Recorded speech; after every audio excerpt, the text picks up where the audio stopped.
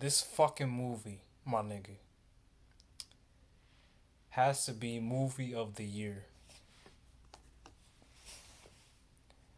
I haven't put out a review in a minute, my nigga. Because I don't go to the theater that much. Or not as often as I should. But this fucking movie right the fuck here, my nigga, has to be at least top five Spider-Man movies of all time, bro. And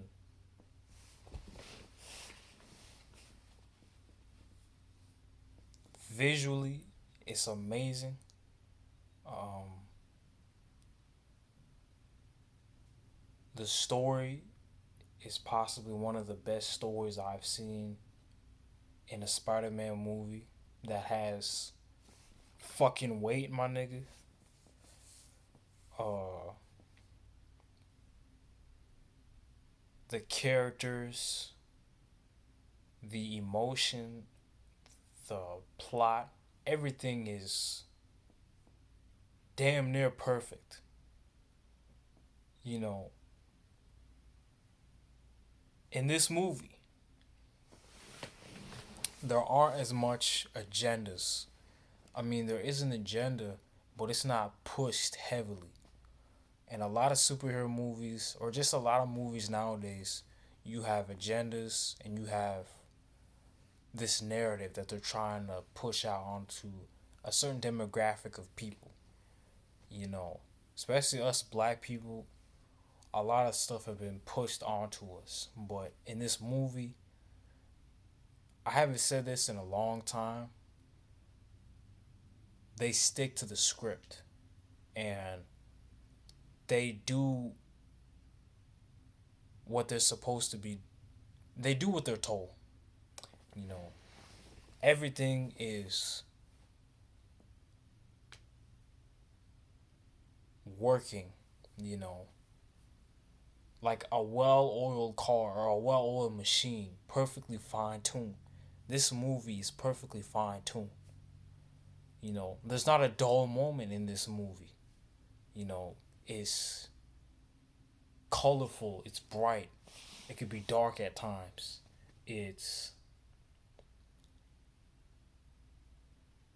I don't know any more adjectives to describe it, but it's just so vibrant, happy, fresh, flamboyant at times, even energetic, captivating, real, breathtaking.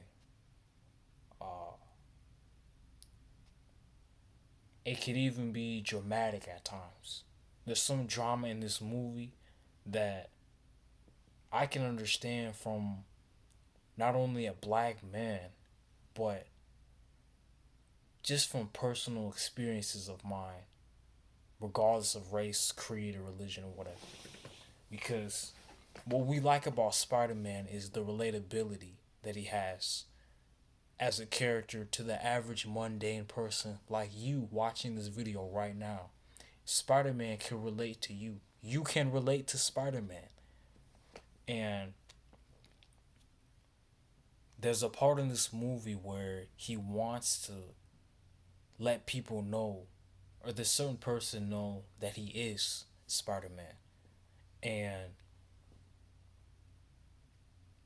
in every Spider Man movie, we always get that should I tell them or should I not tell them? You know, it's almost Shakespearean like. Because Shakespeare, he always said to be or not to be. And with Spider Man, it's always should I or should I not tell? You know, the identity of Spider Man, I think, is the most important thing to keep secret, you know. And at the end of Far From Home, his identity was revealed, and that kind of pissed me off. But in Spider Verse, it's like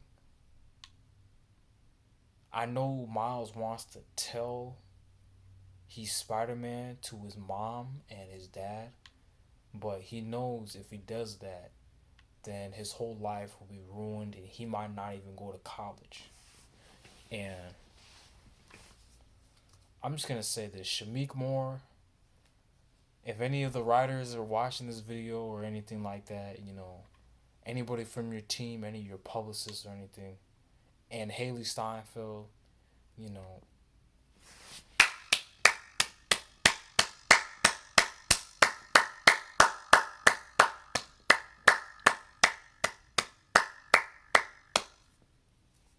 bravo, my nigga. Bravo. Because I really couldn't imagine anybody else playing this character. Maybe a few people come to mind, but Shamik Moore is a really good fucking voice actor. And just a really good actor, period. And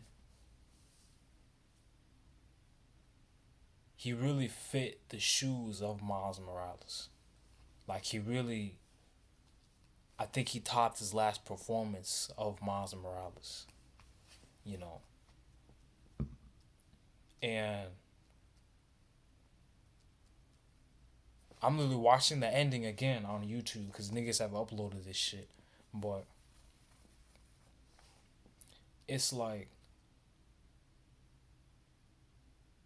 Also, I want to give a shout out to Haley Steinfeld. You know, in the movie, they weren't really a couple like that. Sure, they talked like, when they were upside down and shit. But it's kind of like they weren't fucking or anything. They weren't like boyfriend and girlfriend or anything. And as far as like the main villains, that's one thing I want to point out. Like, I never thought the Spot would be such a threat level type villain. Because in the trailer, they make it seem like he's a fucking joke. But this nigga, when his backstory is explained, and when he says, "I want to I'm gonna take away everybody in your life that's important to you," to Miles, I knew then and there, like, this motherfucker's a problem, and this nigga needs to be stopped. But it's so fucking crazy. I underestimated this dude, and in the beginning, this nigga was fucking trying to take money out of a damn ATM, bro. Nigga ate some bread and fell out, bro. I didn't take this nigga fucking serious, bro. But then once he explained his backstory and once he actually went through that fucking portal, I'm like, hold up, this dude's actually dangerous. Like, and 2099 is a racist ass nigga. I'll say that. Talking about you were never meant to be bitten by that spider. You were never meant to be Spider-Man. You're a mistake. And he's Mexican. I don't know, man. That's just some nigga shit. Like, I don't know, man. Like, to me, that sounds like you already know what's about to happen. Like, you already know, man. Like, but yeah, Gwen's backstory was explained, and I thought that was also a good way of explaining her character and her character arc and shit. Uh, the spider. I like the spider, like, the spider army. You know what I'm saying? Like, all these different Spider Men. The Spider Man from India, he was cool. I thought, you know, the black chick, or the black woman, Spider Woman, I should say. I liked her character. You know, I just really didn't like the way she was presented on screen. Like, when she first appeared, like, to the audience, I thought that was ghetto as fuck. But then I like how they brought back Peter from the first movie, he has a kid and shit. I thought that was adorable. But there's this scene in the movie where like Miles is trying to escape. Like once he finds out that the portal is basically, or I'm gonna say this, once he escapes from like all the Spider-Men and he's trying to go back home to his portal, I think Earth 42. There's a sequence where he's escaping and he's like moving, he's like trying to get to the portal. Like there's so many jokes in this movie. Like I think I was laughing for almost like 4 minutes straight. You know, like it was really like hilarious. Like, but this is a good movie, man. I would recommend anybody who has like a friend to watch it with. I just saw it with my cousin. It was something like last minute. He just texted me and we watched it. But I want more. I wasn't satisfied with that ending, and I needed to get some damn clarity because I feel like I was robbed. And at the ending, I knew it was ending when Gwen, uh, like when they got the close up on her face, I'm like, oh shit, it's over. I just knew it was over. You know what I'm saying? I didn't want it to end, but so yeah, man. Once they show Gwen's face, I'm like, it's over. So once it said to be continued, I'm like, damn, bro. Like I wanted more, nigga. Like this might sound weird, but 153 minutes is really not that long, bro. Especially when you got a lot of stuff going on. Like 153 minutes is really not that long. And this is the whole duration of the movie. Specifically start to end. Like end credits and I think everything in between. But I wanted more, man. Like I wanted more, man. And I'm gonna say this, like there's a scene in the movie where like and I'm glad this is a spoiler review, like Donald fucking Glover made a cameo appearance. And I tell you not, when he was on the fucking TV, like when he was on like the big screen, bro, I couldn't stop laughing, bro. Like this nigga is so fucking hilarious, bro. Like especially in Atlanta, and I used to watch that with my cousin also. Like the nigga is so fucking hilarious, bro. Like you know what I'm saying?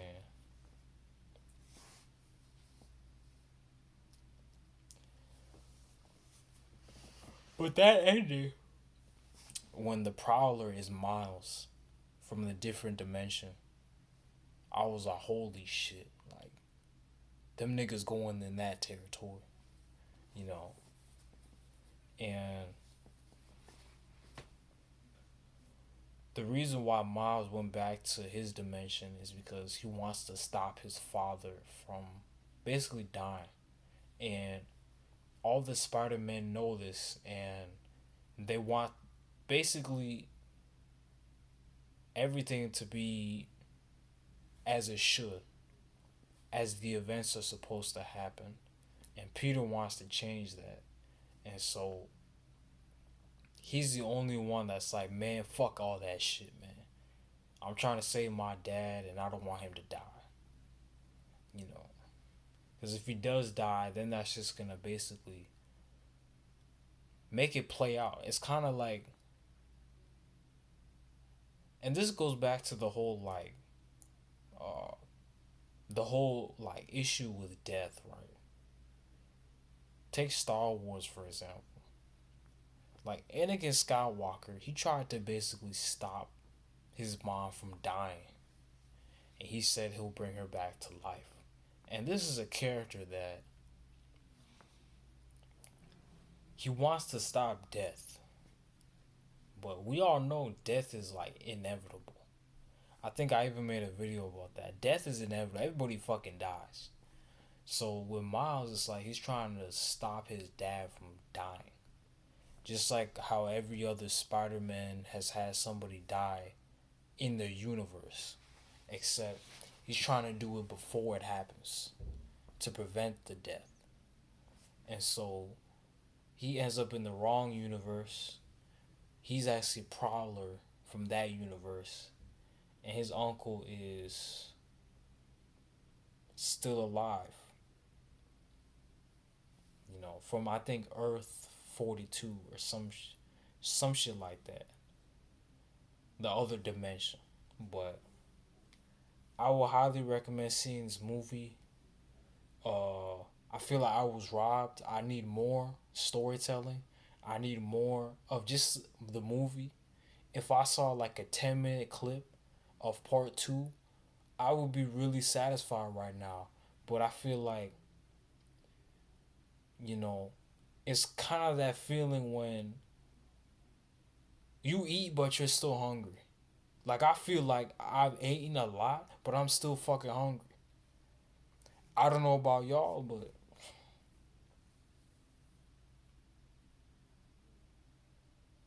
I need some more fucking food. I need some more. I need some more, my nigga.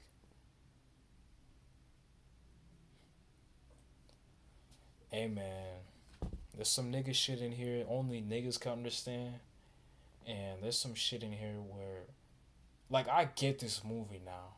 Like, just seeing it and dissecting what they're trying to say, I really get it now. Like from like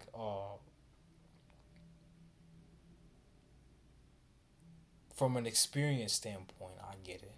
But yeah, man, let me know your thoughts because I've already given mine.